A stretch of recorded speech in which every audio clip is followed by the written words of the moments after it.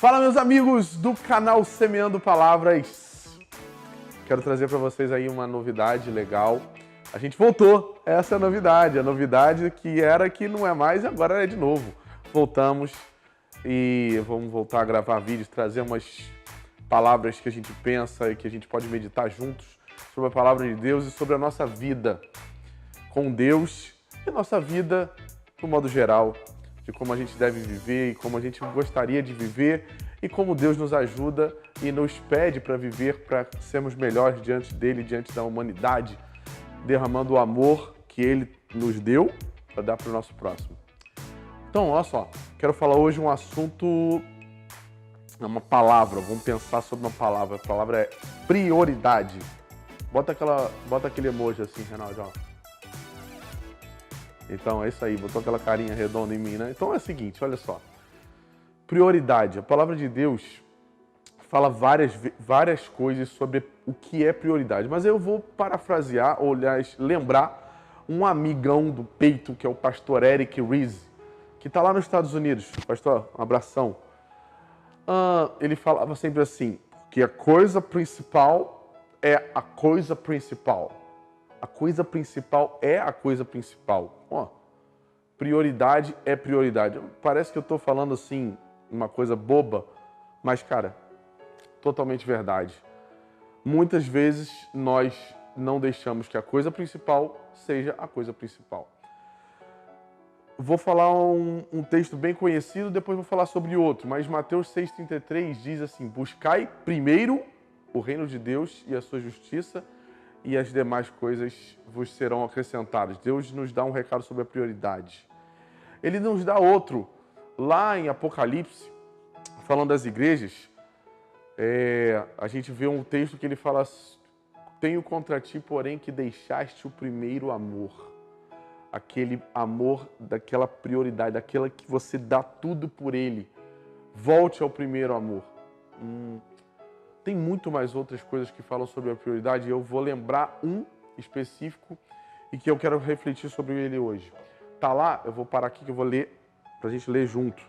Tá lá em Mateus também, capítulo 13, versículo 44. Diz assim, o reino dos céus é semelhante a um tesouro escondido no campo, que um homem, ao descobri-lo, esconde. Então, movido de gozo, vai, vende tudo quanto tem e compra aquele terreno.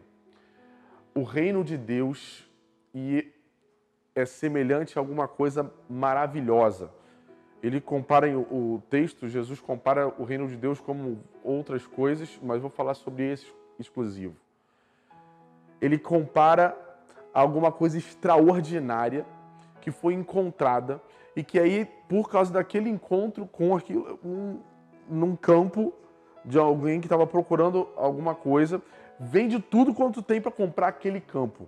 E movido de grande alegria, de grande gozo, ele quer porque quer ter aquilo. Sabe como aquele negócio do brinquedo novo que você quer, que a criança quer olhar o tempo todo, ou da gente que tem uma coisa nova e que quer estar perto daquilo o tempo todo, ou de uma paixão, de um início de namoro, ou da conversão, do primeiro amor com Deus.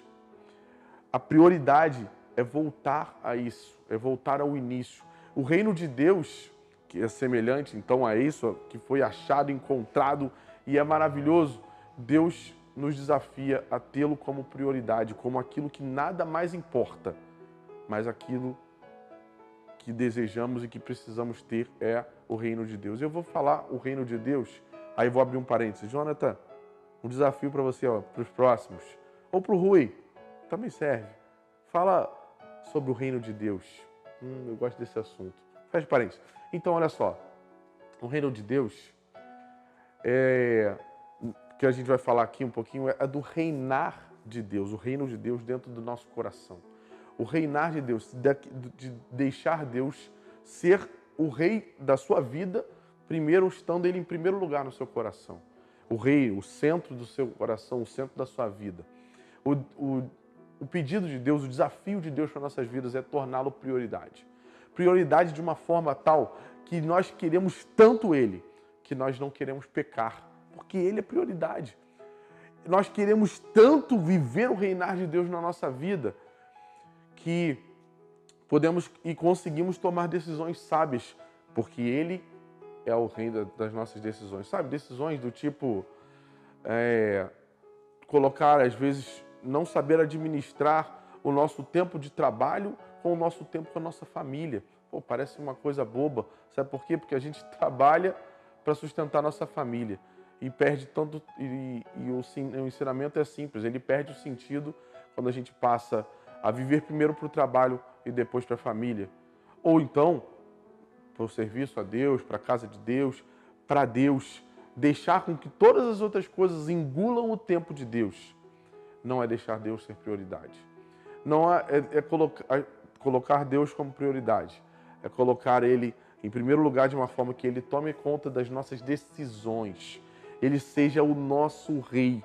Ele seja o reino de Deus, seja o reinar de Deus em nossa vida. Que a gente possa entender que a prioridade é a prioridade, que a coisa principal é a coisa principal.